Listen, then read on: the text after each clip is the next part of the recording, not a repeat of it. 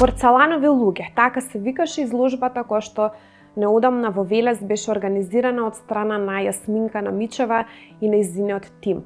Меѓутоа, што беше изложено во рамки на порцеланови луѓе и како таа успеала да дојде до колекциите кои што некогаш се произведувале во рамки на порцеланка во Велес и што тие символизираат за самите посетители на изложбата и колку самата изложба беше полна со емоции, помешани чувства од радост до плачење и солзи и потсетување на едно време кое што за многумина беше символ на утописко време, символ на златно време во кое што живееа, барем кога станува збор за работните места. Ќе позборуваме и за судбината на порцеланка Велес, меѓутоа и за другите објекти и фабрики кои што Југославија ни ги остави во наследство, а за сите овие аспекти ќе можете да дознаете доколку останете во продолжение на емисијата Женски магазин.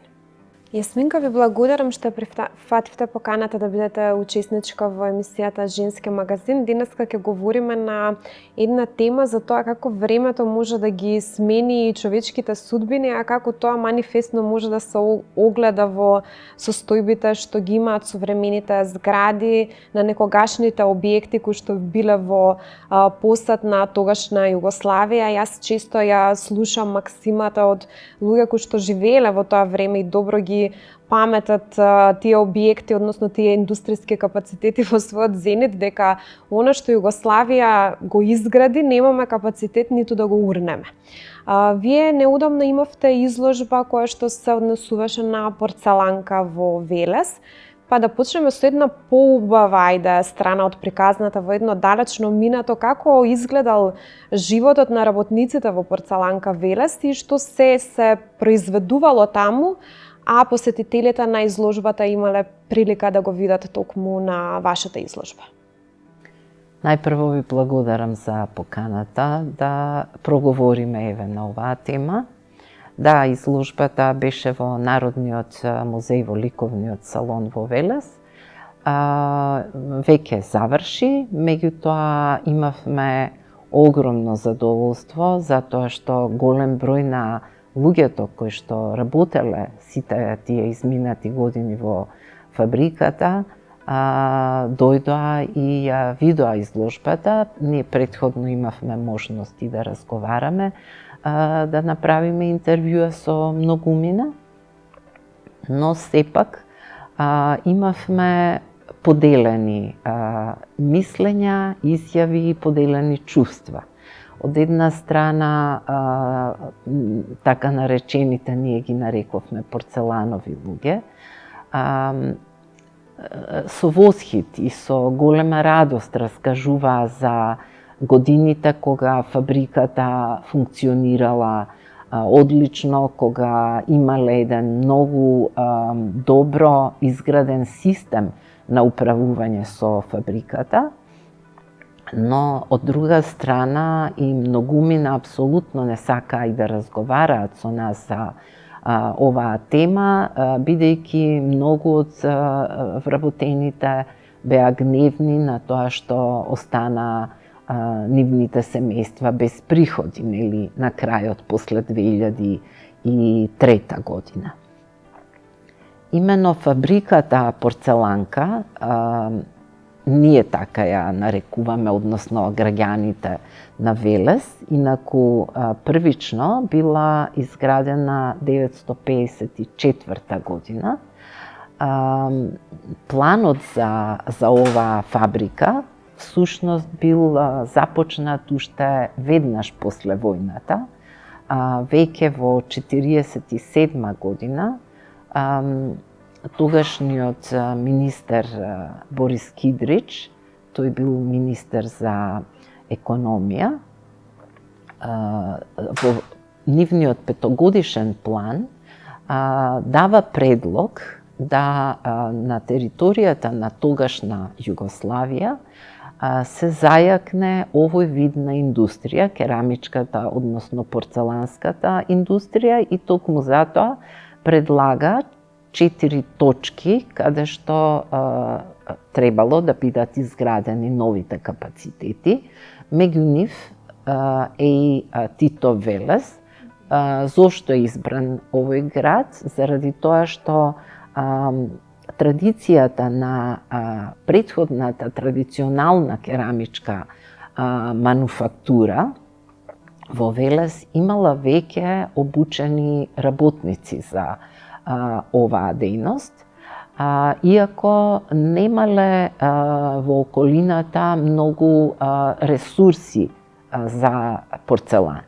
Меѓутоа, проценките биле дека заради добрата положба на Велес, на Тито Велес, и воопшто поврзаноста со железницата, заради работната снага, добро е тука да биде изграден овој објект. Така, што се произведувало се во порцеланка Велес и дали можеме и денеска да најдеме некои остатоци од тие предмети, дали низ куќите, низ домаќинствата во Македонија можеме често да ги сретнеме и препознаеме како некогашен бренд и важен производ на оваа фабрика? Токму врз таа идеја ние и го започнавме проектот. Во изминатите 2 години собиравме предмети кои што модерните домакинки не ги сакале во своите домови и најчесто колекцијата која што успеавме да ја собереме ја градевме откупувајќи предмети од пазарите за стари работи и од луѓе кои што ги поседувале тие предмети, па сакаат да ги отуѓат. Бидејќи не постоело семејство не само во Македонија, туку и на ниво на Југославија, кое што не поседувало предмети од оваа фабрика. Инаку, фабриката првично била наречена Југопорцелан, но на седницата на првиот работнички совет 54 година луѓето донеле одлука да го носи името на Борис Кидрич и токму затоа, значи, оваа фабрика е позната и како Југопорцелан, но и како фабрика Борис Кидрич. Денеска велиме дека зградите кои што се изградени во поранешна Југославија, кои што биле наменети за индустрија, се најубавите, најголемите и најимпозантните згради што може да се видат на ниво на еден град, меѓутоа скоро сите ја доживеале истата судбина и денеска представуваат руини. Како изгледа порцеланка Велес денеска и дали ти лично ја доживеа како една тажна гледка и показател за една целосна негрижа и немоќ луѓето да се справат со она што времето го остава како трага на распаѓање, на изумирање, на цела една убава приказ на човечки судбини кои што таму се граделе, спомени. Токму така, речи си сите индустријски објекти кои што биле гигантски објекти и воопшто комплекси огромни, вклучувајќи и порцеланка, биле во периодот таму некаде после 2000 година запустени, запуштени, некои од нив се приватизирани, меѓутоа никогаш најголемиот дел од нив не продолжиле да ја работат онаа работа за која што биле наменети. Нашиот тим, кога доби дозвола да влезе во порцеланка, всушност и немавме представа колку голем комплекс воопшто било тоа. Ни требаше неколку дена да го изодиме само објектот.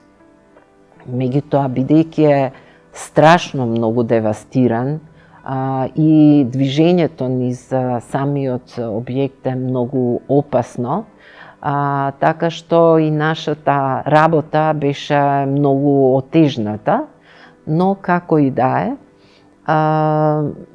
знаете, тажна е сликата кога ќе се соочите со таа состојба таму.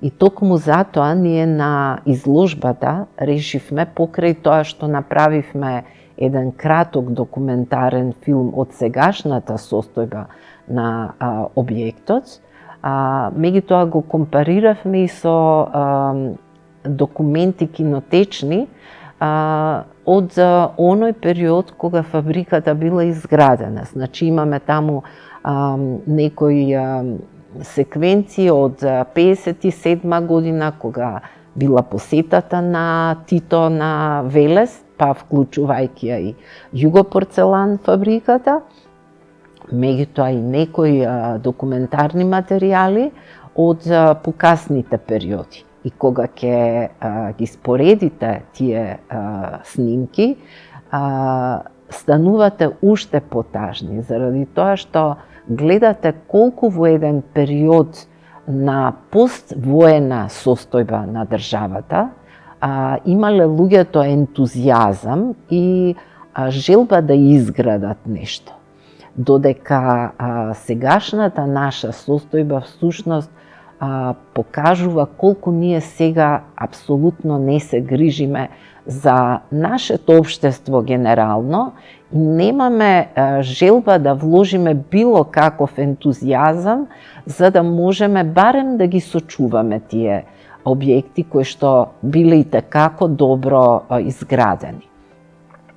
Така да имавме на самата изложба токму затоа една инсталација која што ја покажува и сегашната моментална состојба на фабриката.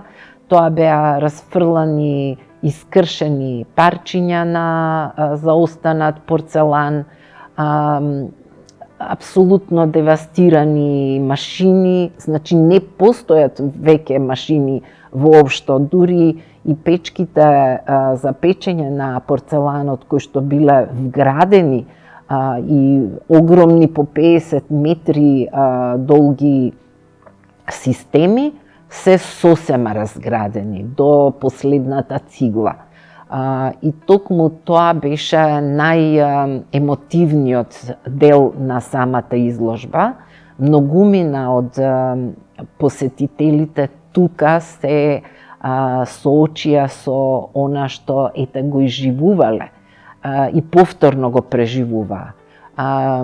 Има изјава на една вработена Цеца Србова, која што била една од декораторките во фабриката, и таа токму тоа го тврди, дека најемотивен момент на изложбата и било точно тоа.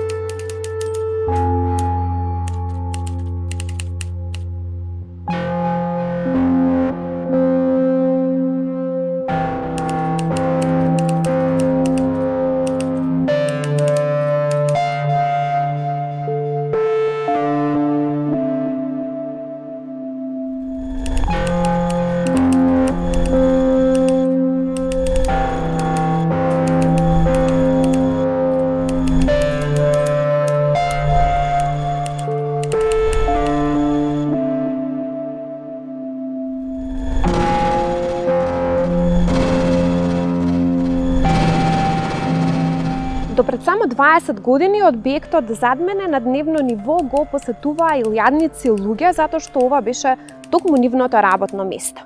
20 години подоцна го посетувам истиот овој објект, кој што е најголем и најмаркантен објект во град Куманово, меѓутоа од него остануваат само руини.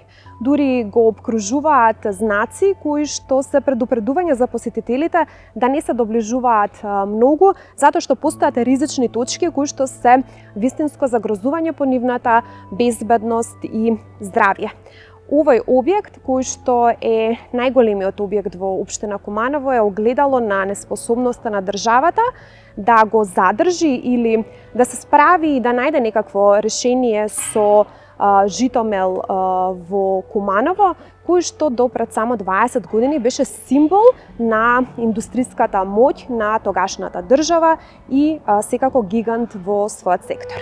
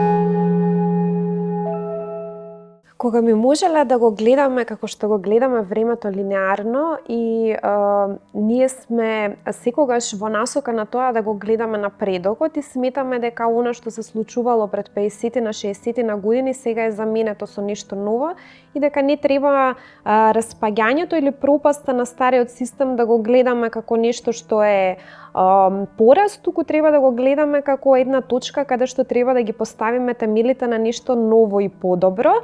Меѓутоа факт е дека сегашната состојба, сегашната слика напротив него покажува тоа. Многу убаво го опиша оној момент кога луѓето го оставаат не само од негрижа, туку од тотална рамнодушност да пропаѓа нешто што било символ на едно време, ако не ништо друго, ако нема употребна вредност, дај да му дадеме барем музејска вредност. И Сартер баш тоа го коментира, вели, меланхолијата е едно страшно расположение, страшна состојба во која што може да се најде човечкото битие, но е состојба од каде што може да се произведе нешто, да се произведе момент на некоја чувствителна реченица, на некој уметничко дело. Полошо од меланхолијата е само апатичност, односно рамнодушноста, што мислам дека е едно чувство кое што има колективно владење во моментот и тоа е нешто што мене лично ме загрижува, но ајде да видиме дали можеме да направиме нешто и да спасиме нешто од ситуацијата. Вие сте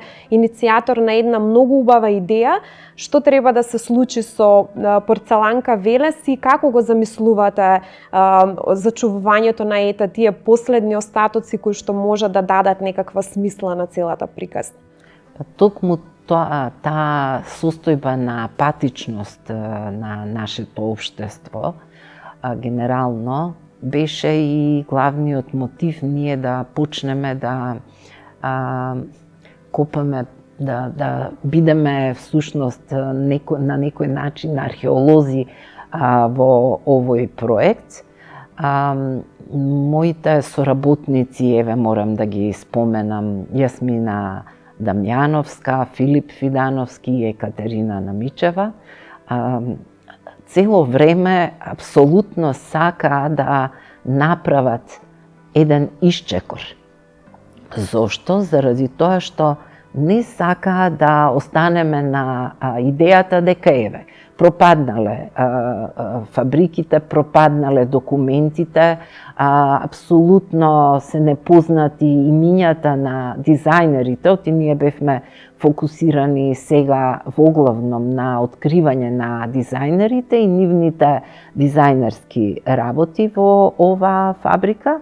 Значи, кога почнавме да работиме на проектот, ние во прв момент и се разочаравме, заради тоа што констатиравме дека многу малку податоци има пишани од претходно истражувања, речиси воопшто немаше податоци за имињата и нивната работа на дизајнерите, но во архивите имавме среќа во архивот на град Велес, мала количина на документи беа зачувани, но секако ете кога влеговме во фабриката, во суштина ние тука почнавме да откриваме многу работи кои што беа непознати за нас, преку интервјуата на дел од вработените, и најголема среќа за нас во овој проект беше што се уште голем дел од луѓето дизајнери се уште живи и можевме со нив да направиме интервјуа. Тие интервјуа всушност ни ја доизградија целата приказна, целата слика за приказната, и нашата изложба се темели токму на нивните изјави и на нивните сеќавања.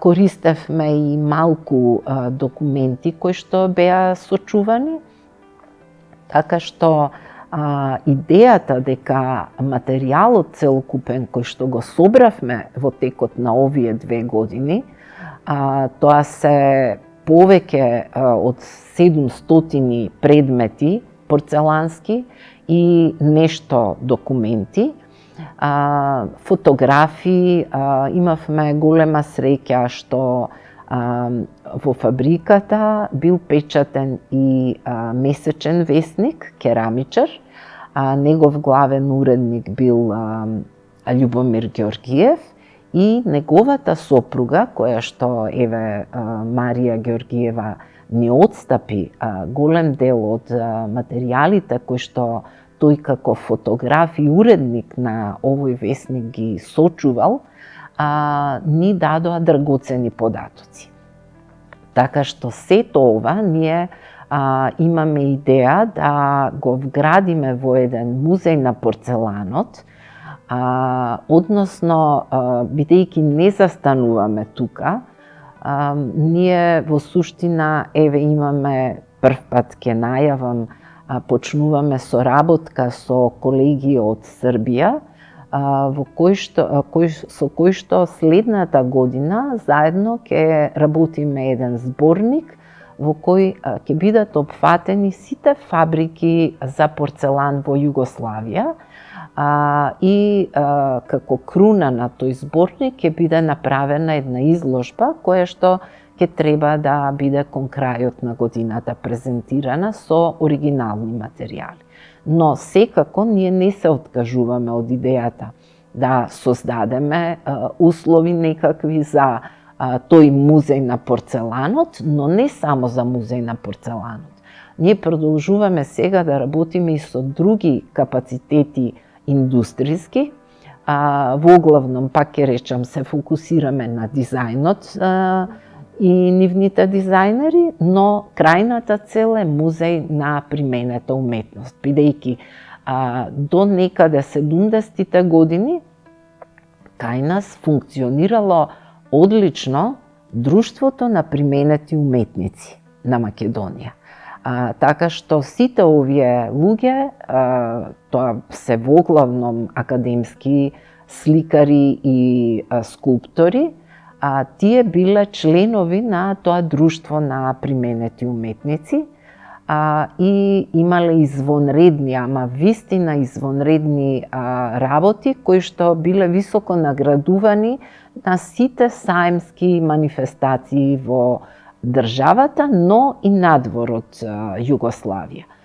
Значи, особено, еве за луѓето од Југопорцелан, од Порцеланка, тие биле наградувани уште раните години, значи зборувам за 57 година, првиот дизајнер во фабриката Милан Терзовски добива признание на Загребскиот велесаем. Има еден напис во весникот Борба, во кој што се спомнува дека помеѓу 1000 презентирани различни фабрики од Југославија и од странство, производите на Југопорцелан таа година, 57-58, биле едни од најзабележаните. Така што, тоа го покажува квалитетот и ентузијазмот на сите луѓе кои што работеле во оваа фабрика, а верувам дека и генералната атмосфера секаде во државата била со еднаква количина на вградена љубов и желба нешто да се изгради.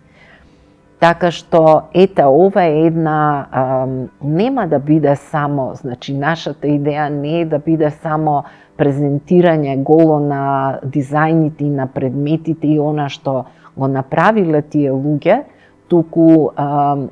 токму да се покаже ентузијазмот кој што луѓето во едни многу лоши повоени услови го покажале и нивната желба